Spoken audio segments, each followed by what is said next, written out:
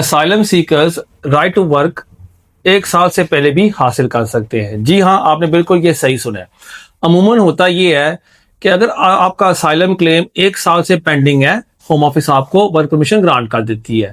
لیکن جب آپ فرض کریں آج اسائلم کلیم کرتے ہیں اور آپ کا جو اسائلم ڈیسیجن ہے وہ آ جاتا ہے 1 منتھ بعد، چاہے آپ اپیل درج کر دیتے ہیں اور آپ کی اپیل پینڈنگ رہتی ہے 1 سال کے لیے، ہوم آفس آپ کو ورک پرمیشن گرانٹ نہیں کرتی. اس کی وجہ یہ ہے کہ جب آپ کو آپ کا انیشل ریفیوزل ملا تھا وہ آپ کو 1 منتھ بعد ملا ہے، مطلب کہ 1 سال سے کم آپ کو پھر وہ ورک پرمیشن گرانٹ نہیں کرتی. بٹ ایسے سچویشن ہیں کہ اگر 1 سال سے کم بھی ہو گیا ہے، آپ کے اسائلم کلیم کو ریفیوز ہوئے یا آپ کے اسائلم کلیم کو درج کیے، آپ ہوم آفس سے ریکویسٹ کر سکتے ہیں.